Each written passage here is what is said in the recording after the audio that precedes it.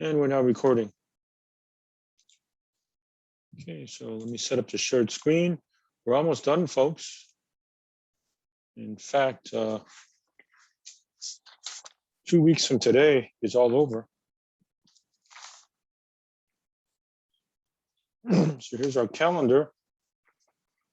Today's 13/3. I snuck in a little bit last time, so I'll try to do the same pattern. If I finish 13/3, I'm going to sneak in some of 13/4. And likewise, tomorrow, 13/4, I'll try to sneak in some of 13.5. Okay, you'll have your last quiz on Thursday. The quiz is going to be very similar to last Friday's quiz, only it's a little harder because you're not given one of the solutions. So you have to guess it all on your own, so to speak. Okay, I'll also try to leave you some time for questions and answers in preparation for the test. Okay, so a reminder, our last regular test is next Monday, a week from today, the 17th. Okay, coverage is everything from 11.1 to 13.5. Again, I tend to give about 10 questions. There's what, 1, 2, 3, 4, 5, 6, 7, 8, 9 sections. So maybe I'm only going to give 9 questions, but about 10 is on the average. So think in terms of 10 questions. Okay, then you can start preparing for the final exam. So Tuesday, Wednesday, and Thursday, we will review for the final exam. I think what I'll probably do is we're going to have 6 tests. So each day I'll go back and review 2 of them and just review that in terms of the final. So you say, how do I study for the final exam? Just study the old exams, okay, which we'll go over after Monday is over. Okay. As far as formula sheets is concerned, just bring all the previous cheat sheets. That's fine. Okay, so the formula sheet you had for the first test and the second test and third, fourth, and fifth test, you already have them all. And presumably you're building the 6th formula sheet and just bring them all in for the final. So you're allowed to have 6 cheat sheets for the final, 1 for each the previous test. You don't have to, start all over. Don't reinvent the wheel. You already got it. Just keep it. As long as you have it. Now, if you lost it or you threw it away, then you'll have to reconstruct it again.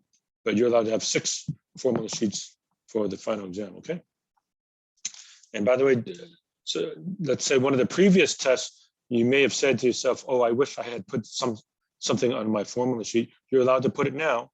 So maybe at this stage you say, oh yeah, on test number 3, I should have put in blah, blah, blah, right? You still do that. Just go back to that formula sheet and put back in whatever you feel like. And that would be good for the final exam. Okay. Please notice the timing of our final exam. So Monday, the 24th, which is the first day of finals. Our regular starting time of 11:10, but you have until 1:40 to finish the final exam. Okay, now you have the homework requirement as usual for exam 6. So just as normal, you have to submit at least 70% of all this homework. And if you don't submit at least 70%, I don't grade your exam. It counts as a 0. Some of you already know that.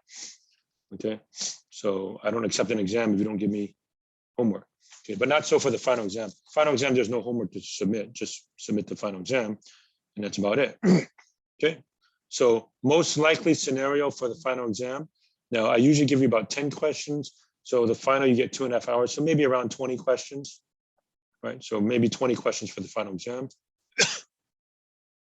See, we're going to have 6 exams. So let's see, 6 times 3 is 18. So maybe I'll pick 3 questions from every test. And then, a couple more somewhere. Okay, so the first test, you already have it. And we'll review it again, in case you forgot. Okay, so the first test, I'll just say to myself, okay, I like that question and that question and that question, put it in the final exam. Same thing for all the tests. Second test, I'll say, I like that one, I like that one, and I'll put it on the final exam. Now, I'm not going to intentionally pick the easiest ones. I'm not going to intentionally pick the hardest ones. I'll, do a fair balance, okay? So there will be some easier problems that everybody will get. Some harder problems that, only the strongest students will get. But I'm not out to get you, so to speak. I'll construct the finals so that, the average person should pass with at least a C.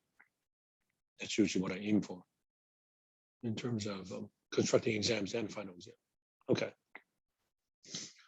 Okay, so any quick questions anybody want to ask about the next test, the final exam, or where we're headed and everything like that? Let me check the chat real quickly. Okay, I don't see anything in the chat. So we'll go ahead and go on. And yeah, most likely we'll finish fairly early every day. So you can have time for question and answer session. And if not, then we'll just quit early.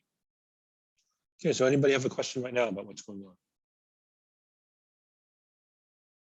Okay, so back to 13.3. I already snuck in a little bit last time. So I'll finish fairly early today, but if I have a chance, I'll sneak in some of 13.4.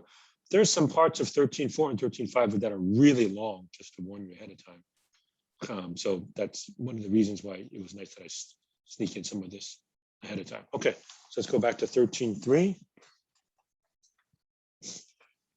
So we were doing some of this stuff, right? So 1924 all, 25A to 30A all. Okay, come up with an equation with the given roots. So they're, for the most part, straightforward. It gets a little bit trickier when you have i's involved. Okay, so I'll show you how to do those. But let me go back and do, some of the easier ones, I suppose. Okay, so 19, you're given a root and a multiplicity. Okay, and in general, don't multiply them out. Okay, so back to where we were.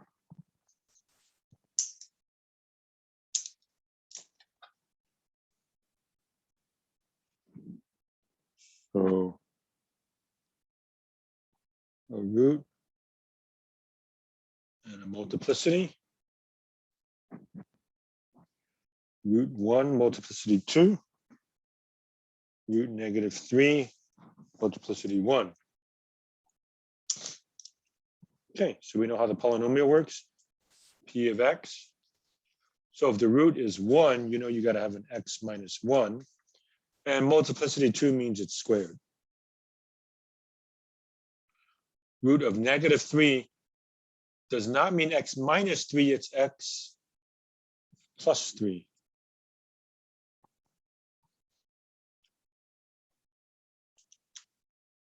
Okay. That's really all there is to it. And don't multiply it out. I'll tell you when to multiply it out. You have to multiply it out when you have the I stuff that I'll show you shortly.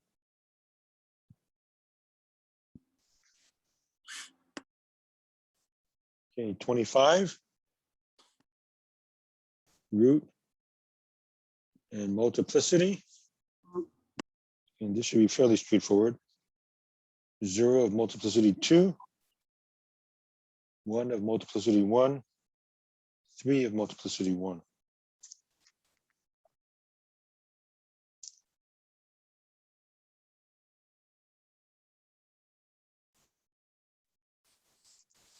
It basically, that's going to be squared. Each of these is not squared. Okay, root of 0, it means x minus 0, but x minus 0 is just x squared. You can just put x squared. Okay, what's that going to be? X minus 1, multiplicity 1. Which means you don't have to write anything up here. And then x minus 3.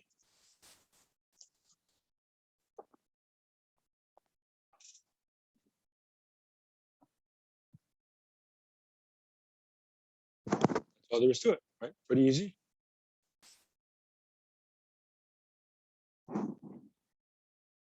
I'll just do one more of the easier type, and then we'll go to the harder type.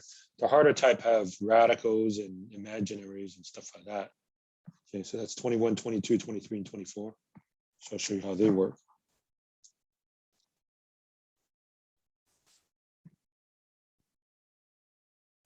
Root and multiplicity. 29.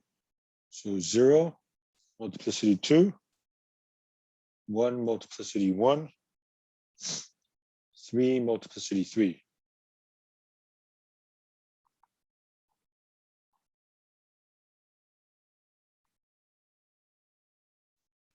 All right, so polynomial, P of x. You could say f of x for function, P of x for polynomial. Okay, so how should I write this one? X squared.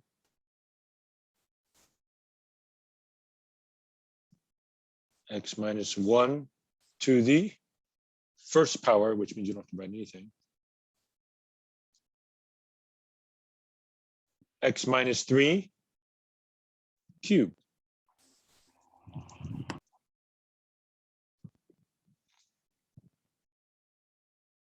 Right? So that was almost like last time. Okay, so those are all the easier ones, and the fact that I did some last time on Thursday helps, because now we'll do the harder ones, and you have to multiply them out so that you don't have any more radicals or i's that are in there. Okay, so starting with 21, I see 2i and negative 2i, and 2 plus I, 2 minus I, and all that stuff. Okay, so how do you do that? This is an important principle for our last section, section 5, okay, that roots tend to come in conjugate pairs. Okay, so I'll put that down. Okay. For polynomial with integer coefficients,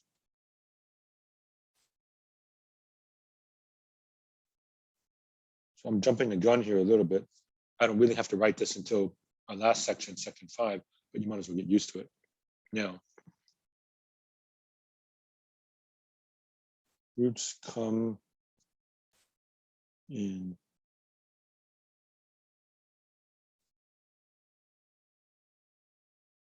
conjugate pairs. Example, a plus or minus radical b, or a plus or minus bi. So like 3, suppose you have 3 plus radical 5, you automatically have 3 minus radical 5. Or you have 2 minus 3i, you automatically have 2 plus 3i. Okay, so I'll just put an example here about 4 plus or minus radical 5i, or 3 plus or minus 2i. And if you stop and think about how the quadratic formula works, that makes perfectly good sense, right? Oh, I'm sorry, I shouldn't have put the I here. Use that. 4 plus or minus radical 5, period. So let's say you get one solution that's 4 minus radical 5, you know the other is automatically 4 plus radical 5. And if you get 3 plus 2i, the other is 3 minus 2i. And that's the way the quadratic formula works, right? So recall quadratic formula.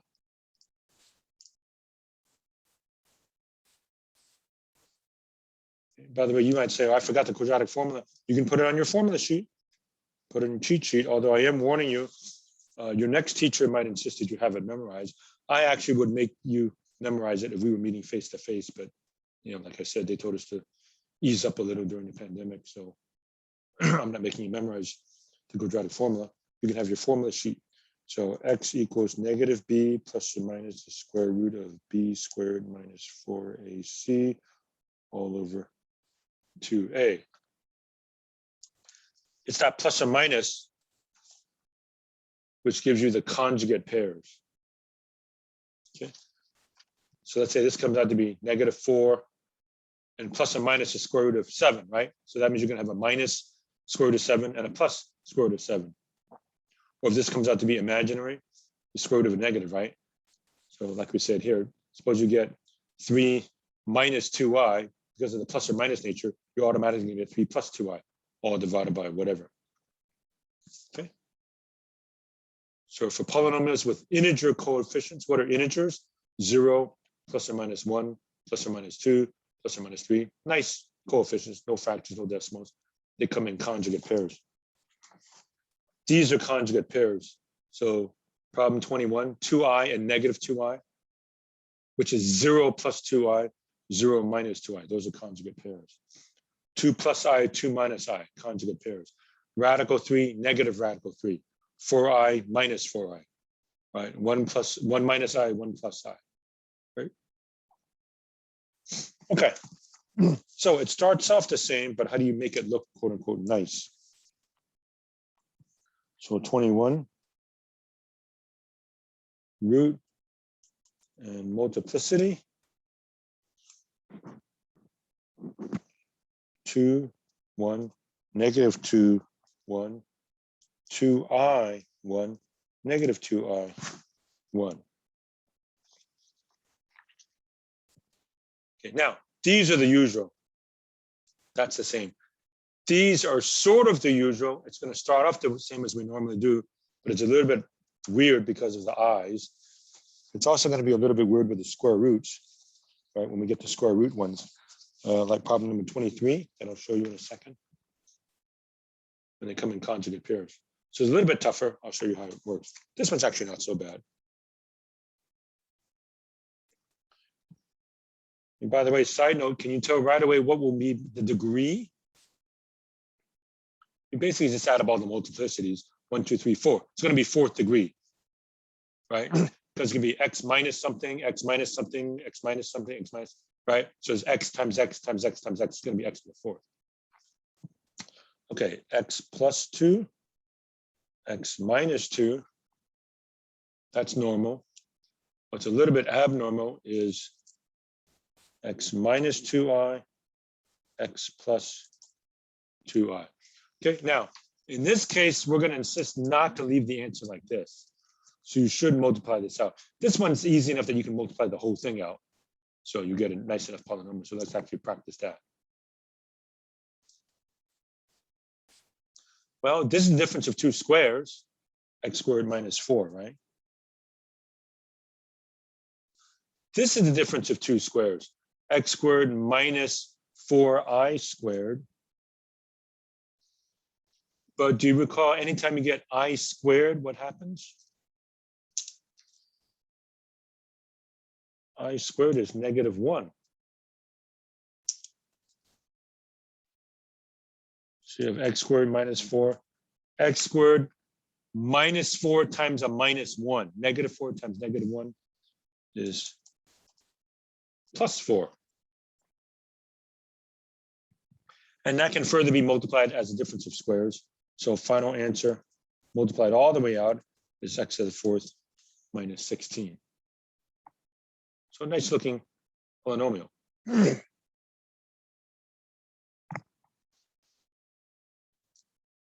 Okay, so by the fundamental theorem of algebra, this should have how many solutions?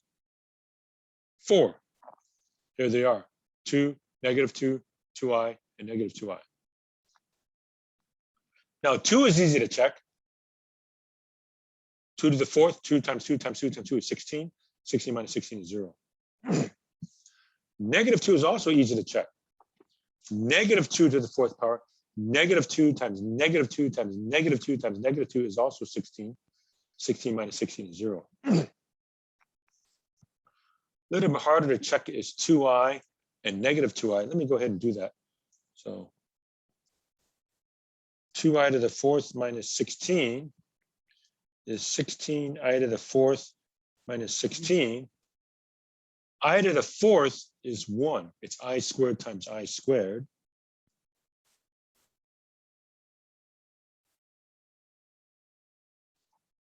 I squared is negative 1. This I squared is negative 1. You get 1. So this is 16 minus 16, which is also 0. And likewise, if you plug in negative 2i, same thing. Negative 2i to the 4th power minus 16. Negative times negative times negative times negative is positive. So once again, you get 16i to the 4th minus 16, and it's also 0. Okay, so they all work for sure. Okay.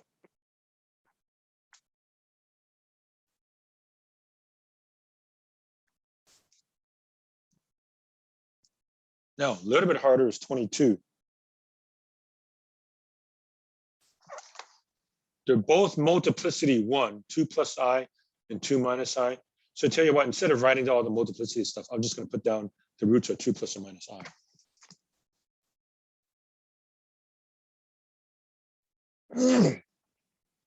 Which means, what's the degree of my polynomial? Second degree. There's 2 solutions, 2 minus I, 2 plus I. It's a quadratic. So x equals 2 minus I, 2 plus I. So how do I build the polynomial? Sometimes it's easy if you don't even look at this, just kind of cover it up. Start easy. If it said x equals 3, like over this, you would have gone x minus 3, right? Or suppose it said x equals -1, you go x plus 1. So it's basically going to be x minus whatever is behind my finger. And what is behind my finger? 2 minus I. And do the same thing with this one. X minus whatever is behind my finger. X minus parentheses 2 plus I.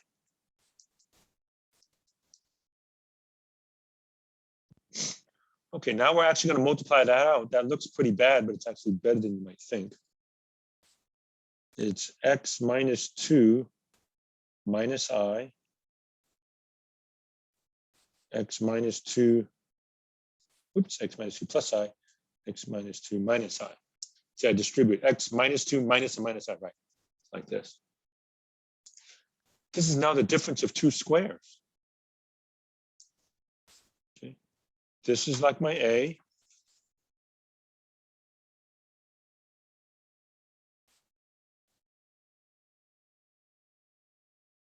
A plus B, A minus B. Which is this thing squared, x minus 2 squared, minus I squared. And minus I squared is positive 1. So negative I squared is the opposite of -1, which is 1, like that. Okay, so I'm going to multiply this out and then add 1. Okay, reach the bottom of the paper, so I'm going to go back up.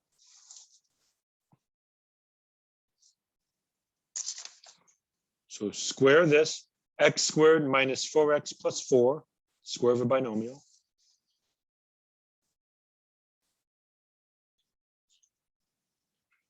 This is x minus 2 squared, and then plus 1. So my final answer is x squared minus 4x plus 5. A very nice looking polynomial.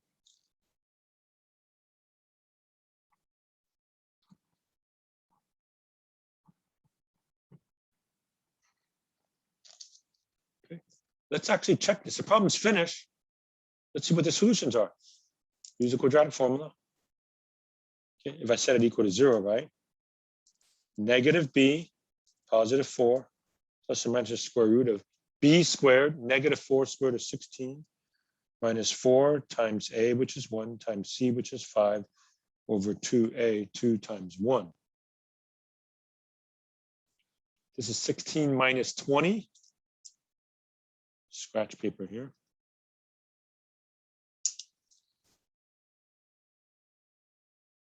-16 minus 20 is -4.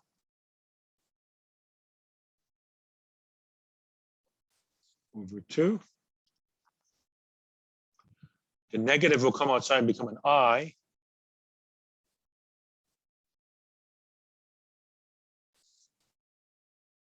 Square root of 4 is 2.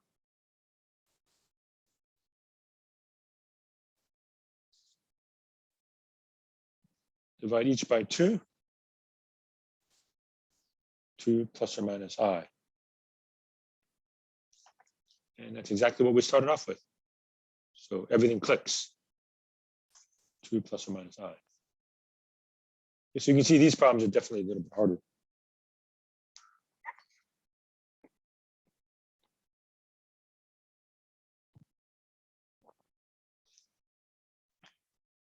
All right. 23. Radical 3, negative radical 3, 4i, negative 4i. Okay, before we go on, what should be my degree of the final answer? Look at the multiplicities. 6. 2 plus 2 plus 1 plus 1. So my final answer should be x to the 6 plus blah, blah, blah, blah, blah. Okay.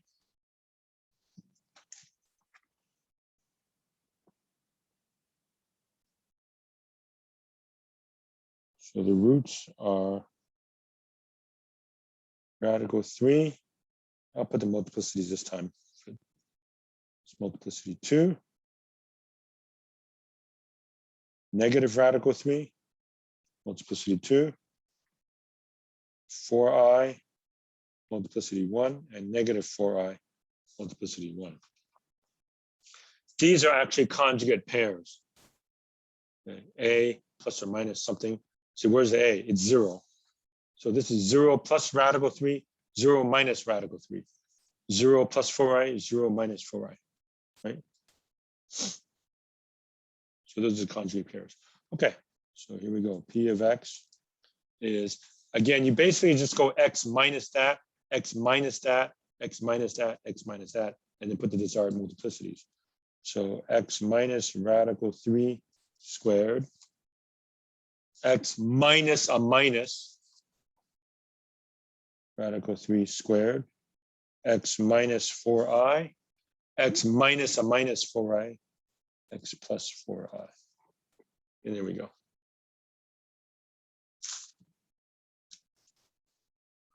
All right, well, this one, let me do x minus radical 3, x plus radical 3, quantity squared, right? Treat it as x minus radical 3, x plus radical 3, and then another x minus radical 3, x plus radical 3. That way I can do the shortcut for the square, the difference of two squares. X minus 4i, x plus 4i. Okay. So that's like a squared minus b squared. X times x is x squared. Radical 3 squared. Radical 3 times radical 3 is 3. Squared. X squared minus 16i squared. Okay. And again, this is really plus 16 because I squared is negative 1.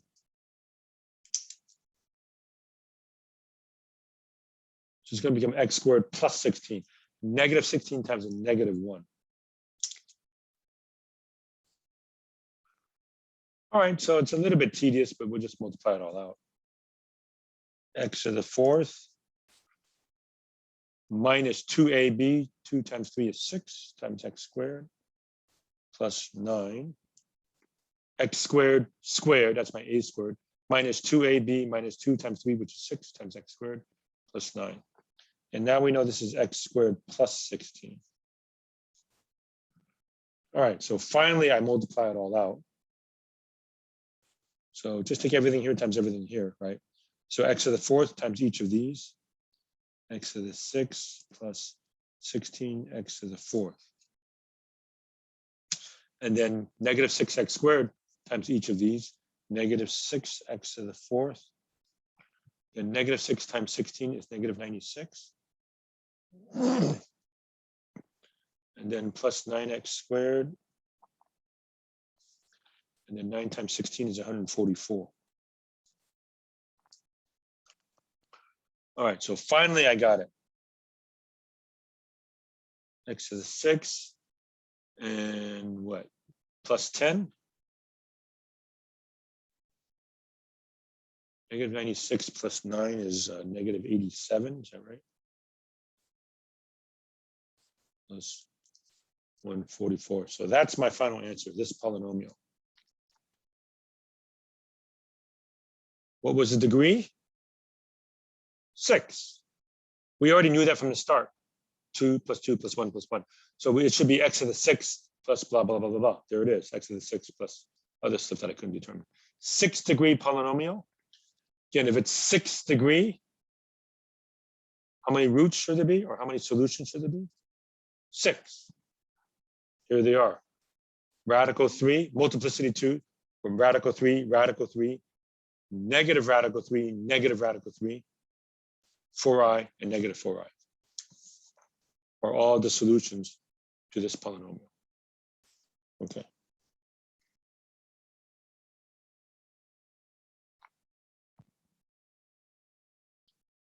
All right, finally 24, and then I'm done with this section.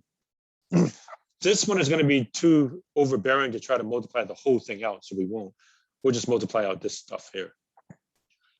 Okay, so root 5 multiplicity 2, 1 multiplicity 3, 1 minus I, 1 plus I. So what's going to be my degree?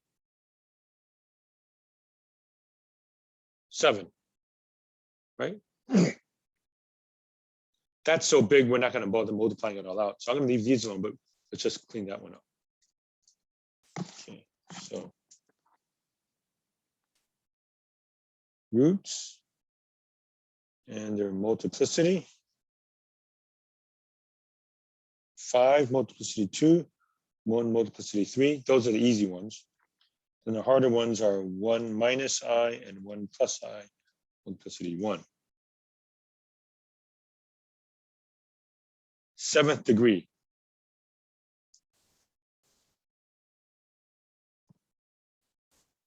X minus 5 squared. How should I write this one? X minus 1 cubed. This is for sure degree 5. If I stop right there, that's 5, right? There's going to be x minus 5 times x minus 5 times x minus 1 times x minus 1 times x minus 1. So if you multiply them all out, there's going to be 5 x's, right? There's going to be an x times x times x times x times x. So x to the 5th and then some other stuff, right? Maybe some x to the 4th, x cubed, x squared, and whatever. But I know I got x to the 5th. Okay, these harder ones. Remember, it goes x minus each of these. See, you were okay with this, right? X minus 5, x minus 1. Okay, so no matter what, how complicated it is, it's x minus that. So x minus 1 minus I. And likewise, x minus that, x minus parentheses 1 plus I. Okay, and that's going to be 7th degree, right? That's x squared, that's x cubed, there's another x, there's another x. So if you were to multiply it all out, which we don't feel like, okay, it would end up being x to the 7th. So let's just clean this up. So we'll leave this alone. X minus 5 squared, x minus 1 cubed. Oops, box this out. Okay, distribute. It'll be x minus 1 plus I. It's going to be a double negative, right? Minus 1 minus a minus I. So it's plus I. And then x minus 1 minus I. If you distribute,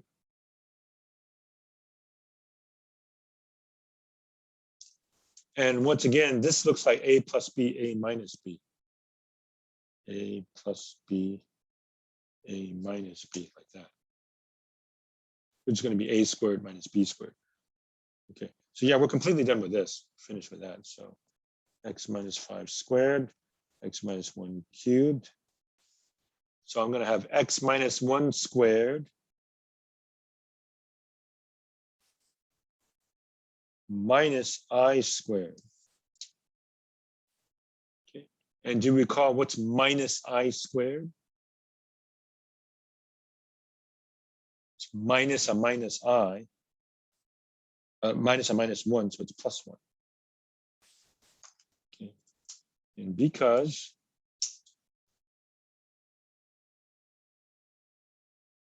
this is negative 1, so it's the opposite of negative 1, positive 1.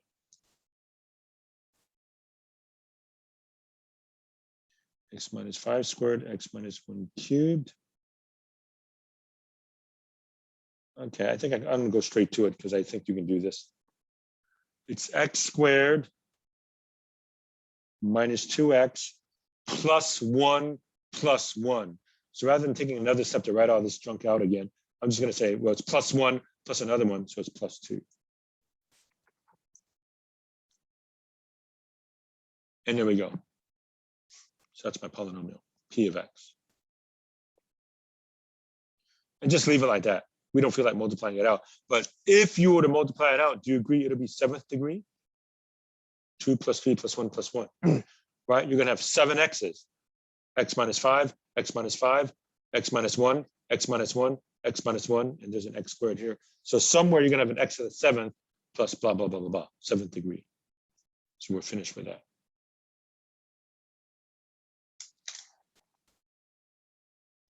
Okay, so I'm now done with 13.3, folks. Let me do my focusing thing. So time is it? Still got a little bit of time before we break. So I've covered what I needed to, but just in case I fall behind or something goes wrong on the internet or I've slowed down, I want to sneak in some of 13.4. Okay, so I'll be doing that a few minutes and then a little bit after the break, and we'll still finish early. Okay, so let me do my focusing jobs here. Everything we've done.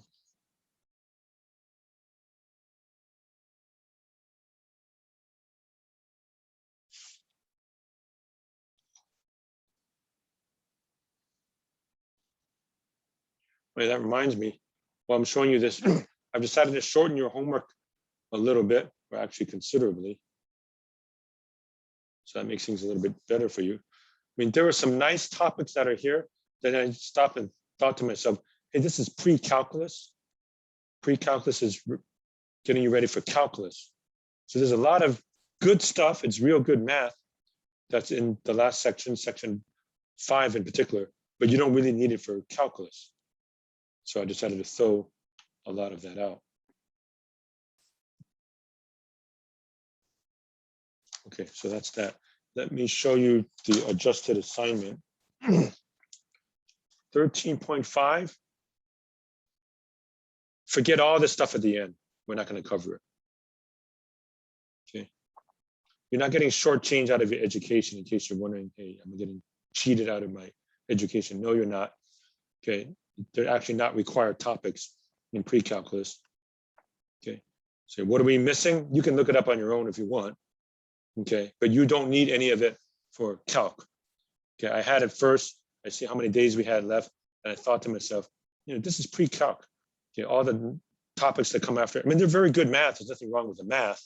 It's just you don't need it for calc. So if you don't need it for calc, this course is supposed to be pre-calc. I'll just stick to what we have here. Okay. So just 1 to 19 odd. 13.4, we're keeping all of that. All right. So I'm going to mark this off. We're down to 2 sections for the whole course, folks. 13.4. I'll get you started on the theorem, and then we won't go that long, and we'll break.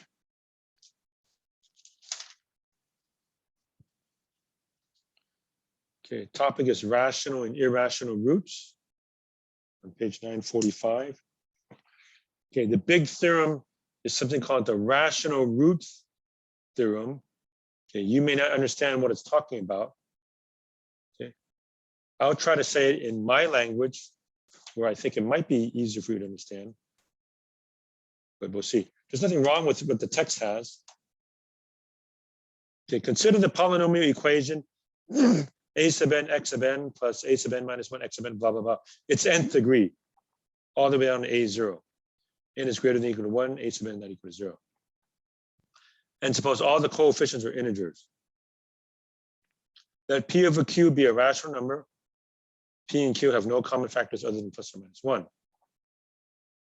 If P over Q is a root of the equation, then P is a factor of a0, Q is a factor of a sub n. Okay, what they have is correct. You can put that in your cheat sheet. I will give you my version of the same thing. So if you like this version, fine, I'll give you my version. You might like my version better. If you don't, just use the theorem as it says here, but I'll try to give you what it's talking about, okay?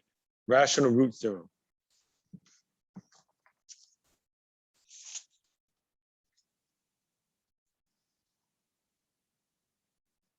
(13.4).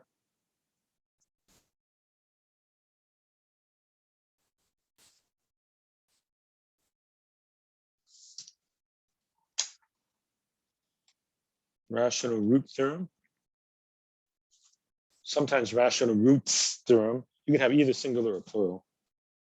Just they have the plural, rational roots theorem.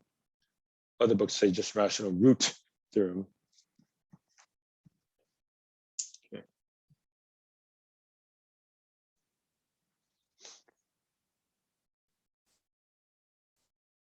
Given a polynomial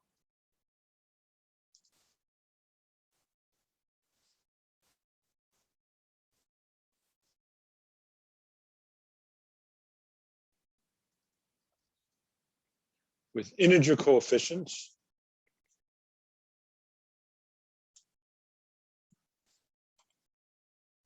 So I'm going to write it like this.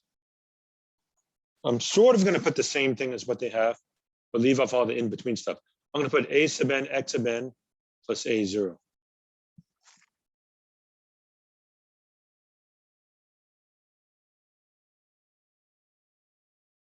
And a0 not equal to 0. Okay.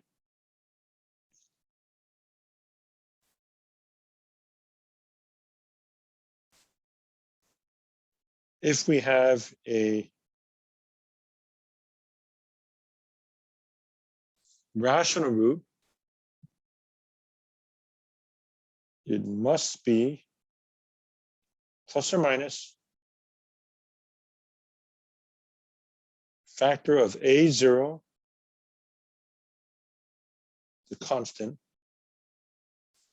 divided by a factor of an,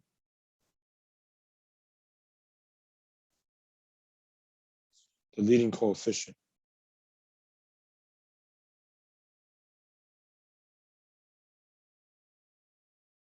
That's essentially what it says in the rational root theorem. Now, you may not like my version any better. That's fine. Okay, I mean, somewhere you got to get used to those words that are there. Okay, it's saying the same thing. P over Q is a rational number, is a root of the equation. P is a factor of a0. Q is a factor of an.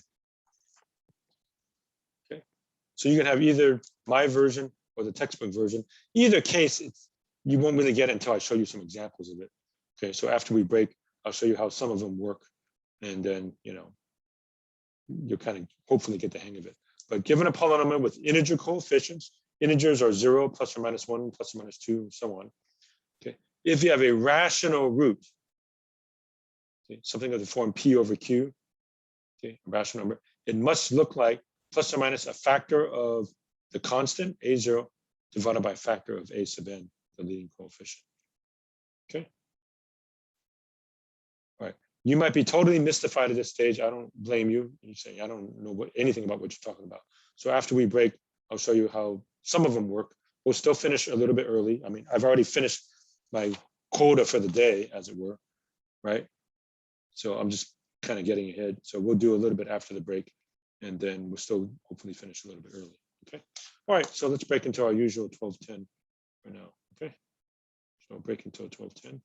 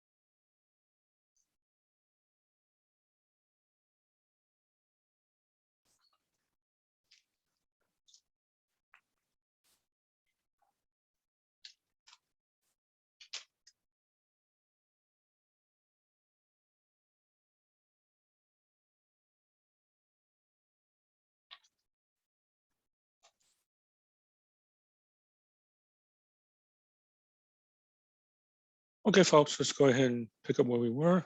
So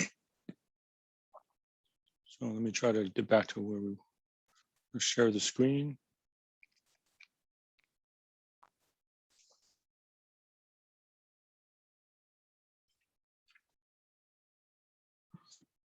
All right, so I won't go that much longer. I'll do some problems involving the rational root theorem and go from there. Just mention off to the side. Okay, so Mackenzie has joined us, so thank you for coming in, Mackenzie. And once again, Star and Mackenzie, if you want to arrange any outside study aids or study sessions in preparation for the test and the final exam, you may go ahead and put it in the chat to everybody if you wish.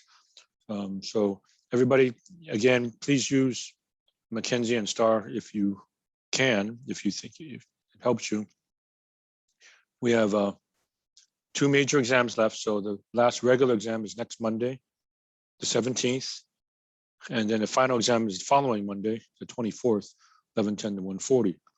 Okay, I will do my own review, of course, Tuesday, Wednesday, Thursday. And most of the rest of this week, we're going to finish so early that if anybody wants to stick around, even today, but tomorrow and Wednesday and Thursday also, we should be finished early enough that if anybody wants to stick around and ask questions for myself or Mackenzie or Star, you can stick around today, and likewise for tomorrow and Wednesday and Thursday if you think you need that. Okay. All right, so it's up to you, Star and Mackenzie, if you want to put something in the chat or send out something over Canvas announcements on extra study sessions that you might have. But if you're not able to, don't worry too much about it. Okay, but just to get you up to speed, Mackenzie. So we're up to here. We're finished with 13.3.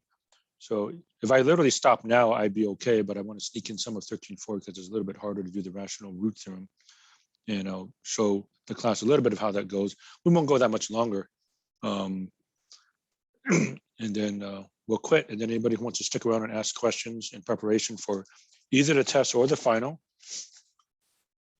probably for the test now, because we still have time to prepare for the final after Monday's test. So if you think you have any questions about anything from here, stick around after I dismiss in a few minutes. Not that short, but somewhat short. And everybody else would just be dismissed after that. Okay. So that's where we're headed. Okay, so the rational root theorem. You're given a polynomial with integer coefficients, a sub n x to the nth power, plus some other stuff, a 0. You basically just look at the first term and the last term, as long as it's written in order, descending powers, right? So leading coefficient and the constant. And a0 is not 0. By the way, if a0 is 0, that means you can factor out an x, and then you can get it down to a situation where a sub 0 is not equal to 0. If we have any rational roots, it must be plus or minus a factor of the constant divided by a factor of the leading coefficient. Okay, so let me show you some examples of this.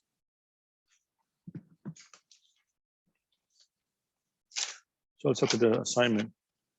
5 to 27. Now I don't have to go that far because I still got tomorrow and Wednesday and Thursday. Okay, so I was going to show you at least the beginning part.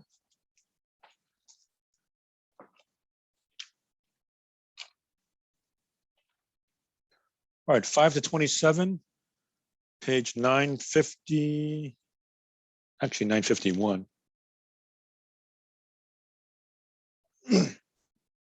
Okay, list the possibilities for rational roots, 5, 7, and 9. Okay, so maybe I'll just do 5, 7, and 9 for today and then stop. And that should be good preparation for tomorrow.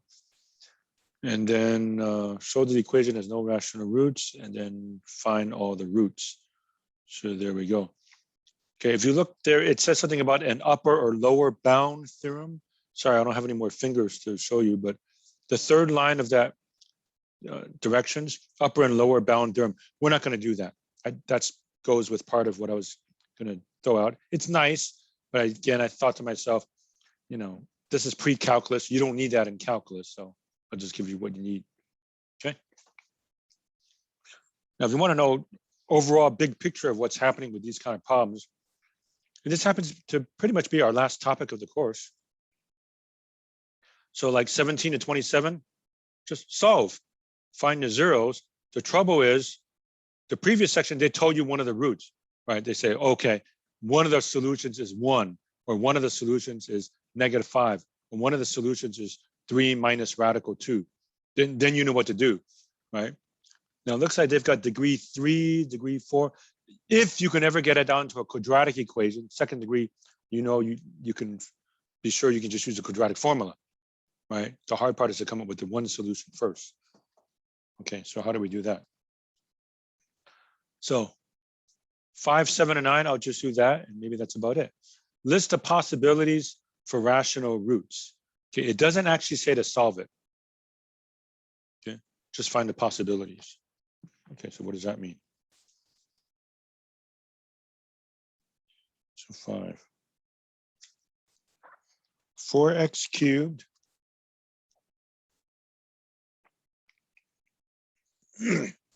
minus 9x squared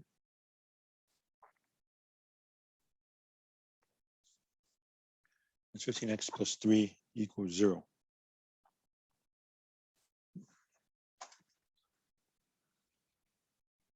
Okay, it has to be written in descending powers, right? Cube first, then the squared, then the x, and then the constant. Okay, the way this theorem works is you completely ignore all the in-between stuff. You only need the leading coefficient, the one in the front, 4, and the constant term, 3. So the rational root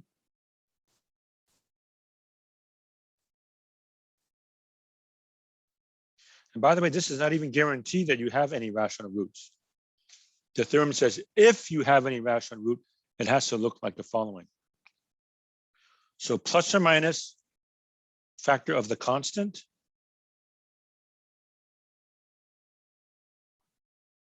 (3). You can ignore this sign since you're doing plus or minus anyway. You can ignore that sign, you can ignore this sign, although normally this sign would be positive. Plus or minus factor of 3, plus or minus factor of the leading coefficient.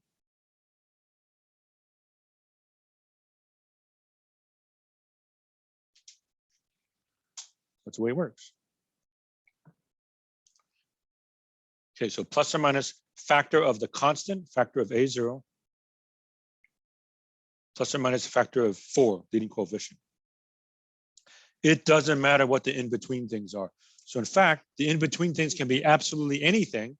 As long as this is a 4 and this is a 3, I get the same result for rational roots, possible rational roots. This is not a guarantee that you have a rational root. We don't know that this has any rational roots. We're just saying that if there are any rational roots, they have to come from this list. It's sort of like it gives you a candidate list. These are the only candidates. Now we know candidates that run for office, they're not necessarily going to win either. But if you're not a candidate, you're automatically not going to win, so to speak. Okay, so here's the way it works. What are the factors of 3? 1 and 3. What are the factors of 4? 1. You always have 1, right? 2 and 4.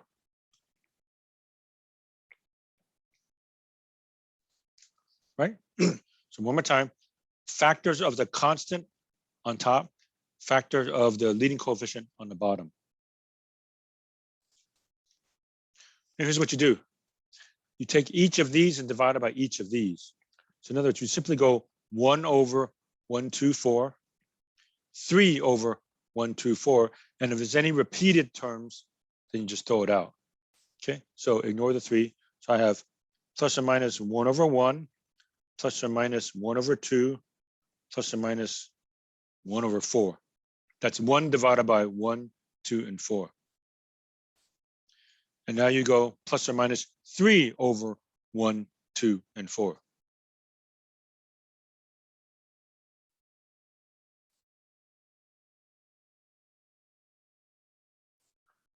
And that's my list. Okay, and the last thing is reduce any fraction.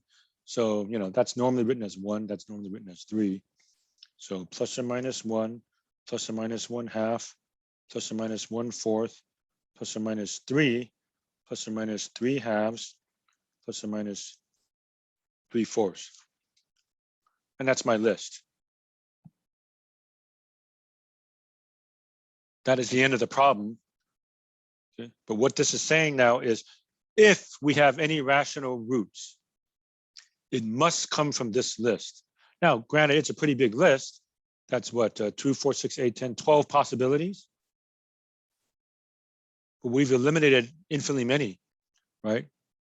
So for instance, I know for sure 2/7 isn't going to work. 316 over 521 isn't going to work. -5 isn't going to work. They're not from this list. Now, none of these might work either. Okay, but these are the only ones running for office, so to speak. If there's any solutions to this equation that's rational, okay, it has to come from this list. They might all be irrational. They might all be complex. We don't know. Okay, but the only ones to try would be from this list, so to speak. Okay, so again, the way it works is the numerator is plus or minus factor of the constant. Denominator is plus or minus factor of the leading coefficient 4. Okay, so what are the factors of 3? 1 and 3. What are the factors of 4? 1, 2, and 4. So now you just go everything here divided by everything here. So 1 divided by that, and then 3 divided by that. So I go plus or minus 1 over 1, 2, and 4, plus or minus 3 over 1, 2, and 4. So there's my list. Okay. So then if you were to try, which we'll do starting next time with synthetic division, these are the quote unquote only ones to try. There's only 12 to try. Sure, it's still a lot, but that's a lot better than infinitely many. Okay. Show you a couple more. And that'll be it for today. 7, 8x to the 5th minus x squared plus 9 equals 0.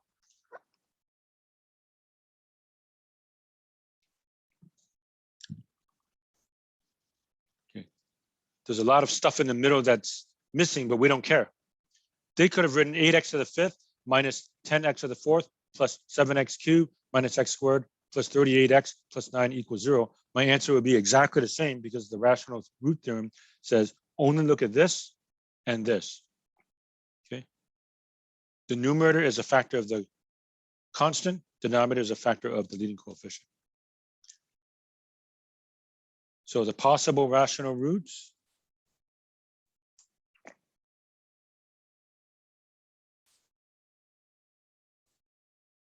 Possible rational roots. Plus or minus a factor of 9 divided by factor of 8. So it's going to be a little bit longer to write all this list out. Okay. So factor of the constant divided by factor of the leading coefficient.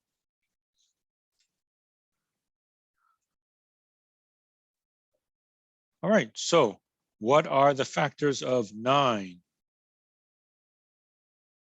Well, 1, 3, and 9, right?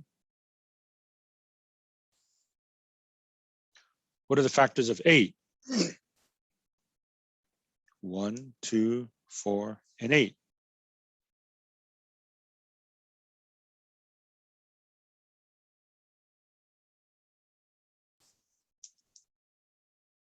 So how many things am I going to write down? I have 1 over all of these, 3 over all of these, 9 over all of these. And if there's any repetition, then you throw out any repetition. I don't think there's going to be any repetition here. Okay, so start with 1. 1 divided by all of these. 1 divided by 1 is 1. 1/2. 1/4. 1/8. Okay, 1 is finished. 3 divided by all 4 of these. So 3 divided by 1 is 3, right? Plus or minus 3. Plus or minus 3 over 2. Plus or minus 3 over 4. plus or minus 3 over 8. Finally, 9 divided by all 4 of these guys. So plus or minus 9 over 1, plus or minus 9 over 2, plus or minus 9 over 4, plus or minus 9 over 8. Okay, and are there any repetitions? I don't think there's any repetitions, anything repeated from this list. So that's all. Sure, that's a big list. That's 1, 2, 3, 4, 5, 6, 7, 8, 10, 11, 12 times 2, 24. So if there are any rational solutions to this equation, it comes from this list of 24. It's a big list, but it's a lot shorter than infinitely many numbers, right? So 7 doesn't work, guaranteed. 2 over 5 does not work. Okay. Does 3 over 2 work? Maybe, maybe not. I have to try it. And then starting tomorrow, we'll start trying them, so-called, by plugging them in. Right? So that's the way the rational root theorem works. So clearly it's a lot more work if you have a lot of factors for the leading coefficient or for the constant. Okay. And frankly, this borders on torture to make you plug all of these in. So whatever I give you on a quiz or exam has to be quote unquote reasonable, something that you can get. That's the way it works. Okay. So hopefully this clears up a little bit more. So if we have a rational root, it must be plus or minus factor of the constant divided by factor of the leading coefficient from everything here. Okay, so here's my list. All right, one more, and then I'm done, folks. So if anybody has any questions they might want to ask after I'm finished in the next few minutes, you can get ready to bring it up. However, this one is the hardest of the 3. Number 9, 2/3 x cubed minus x squared minus 5x plus 2 equals 0. The problem is they don't give you integer coefficients. So before you start, you have to make them integer coefficients. Okay. So how do you do that?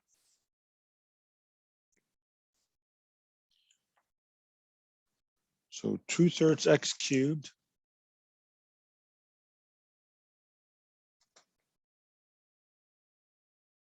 minus x squared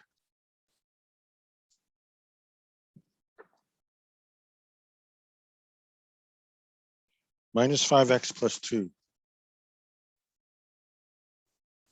equals 0. Right?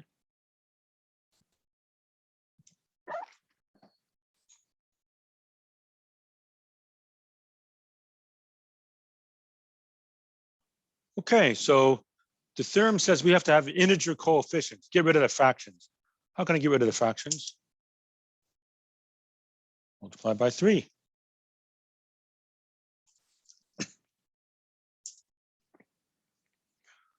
Two x cubed minus 3x squared minus 15x plus 6 equals 0.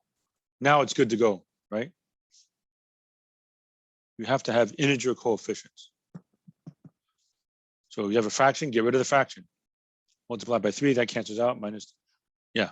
And of course, the rational root theorem says don't even look at this stuff. Only look at the 2 and the 6.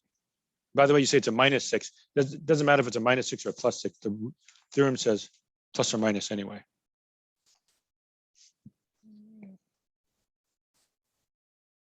So possible rational roots.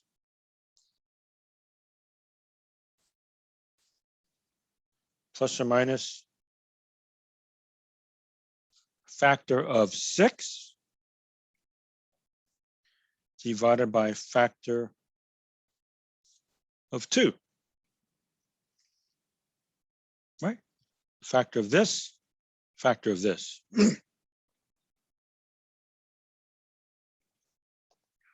All right, what are the factors of 6? For such a small number, it has quite a few factors, right? What goes into 6? 1, 2, 3, 6. What's a factor of 2? 1, 2. Right? So you take all of these divided by all of these. So I'm going to take 1, 2, 3, and 6 and divide it by 1. 1, 2, 3, 6, and divided by 2, but this time there's going to be some duplicates, as we'll see, and then we'll throw them out. Okay, so plus or minus, divide everything by 1, which means 1, 2, 3, 6. Plus or minus 1, plus or minus 2, plus or minus 3, plus or minus 6. And I'll take all of these and divide them by 2, and there'll be some duplicates. Plus or minus 1/2, plus or minus 2/2, plus or minus 3/2, plus or minus 6/2, right? And then I notice plus or minus 2 over 2, that's plus or minus 1, that's already on my list, so don't have to write that. And plus or minus 6 over 2, that's 3, that's already on my list, so get rid of that. Okay, so my final list is only just plus or minus 1, plus or minus 2, plus or minus 3, plus or minus 6, plus or minus 1/2, plus or minus 3/2. So that's the way the rational root theorem works. Okay. All right.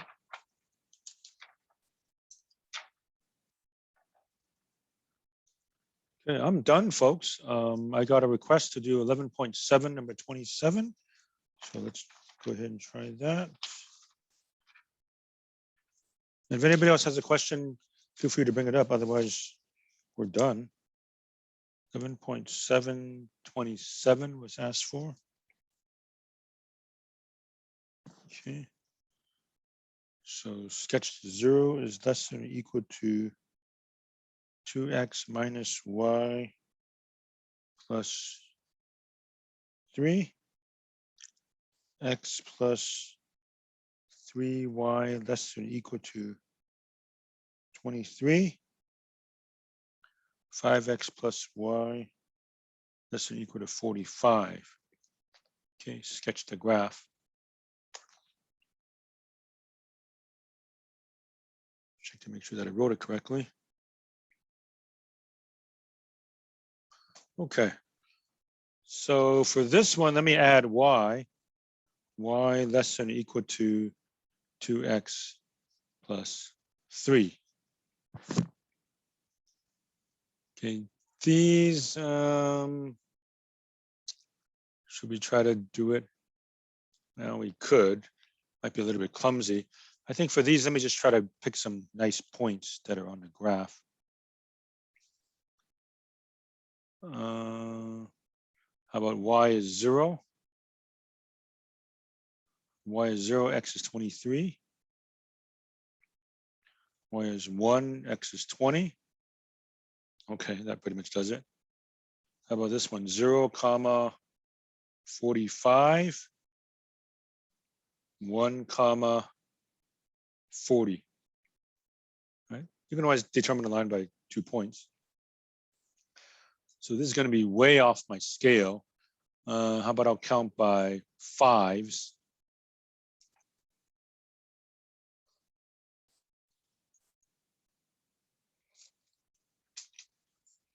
So 5, 10, 15, 20, 25, 30, 35, 40, 45. These are 5s. 5, 10, 15, 20, 25, 30, 35, 40, 45. Negative 5. 1, 2, 3, 4, 5, 6, 7, 8, 9. 1, 2, 3, 4, 5, 6, 7, 8, 9. So in order for my graph to fit, I'm counting by 5s. Okay, y equals 2x plus 3. Y-intercept is 3.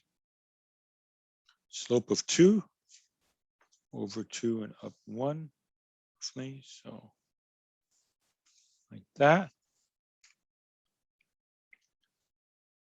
Test with the origin, 0, 0 works. So goes down. This gets a little bit tough. 23, 0. 5, 10, 15, 20. 25, so 23, 0. 20, 1. Sort of like that. Okay. So, and these are solid lines.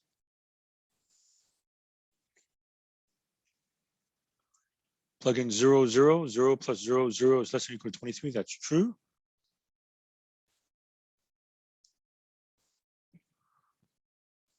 So for this inequality and this inequality, right now I have everything below the red line, everything below the green line. So at the moment I have this region here, right? And then what about this one? 0, 45. That's way up here. And 1, 40. No, that's sort of like that.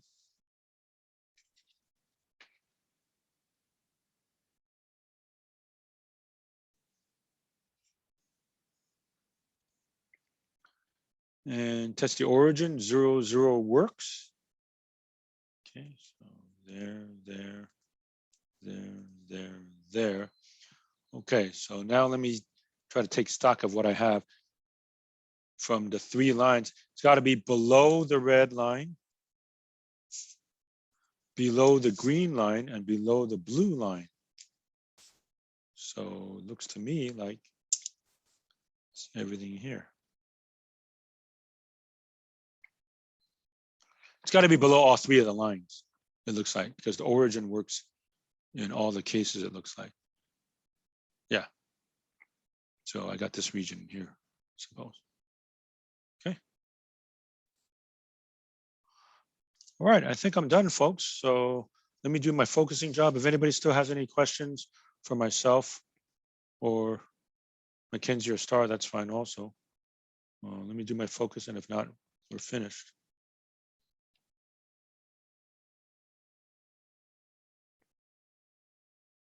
Again, and Star and Mackenzie, if you want to set up some review for next Monday's test or the Monday after's final, you may, if it fits your schedule. But if not, that's okay too, whatever works for you all. Okay. Let's see, 11.621.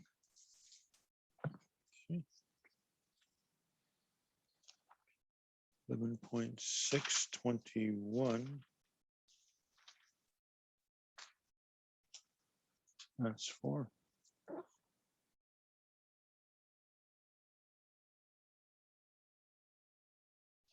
See, 11.621 is not on my list. That was a little bit too difficult for what I wanted to. I don't think I assigned that one, 11.621. So unless I'm reading it wrong, we're just going to skip that. That wasn't included in my list. Okay. All right. Anybody else with a question? And yes, everybody, please look in the chat. Mackenzie and Star have something there. So thank you, Star and Mackenzie, for putting that out there. Anybody else with a question for today? And if not, then we'll call it a day and pick up with the irrational root theorem tomorrow. Okay. All right, so that'll be it for today, folks. All right, so everybody have a good afternoon, and we'll see you all next time. Okay. All right, bye, everybody. Have a good day. Thank you.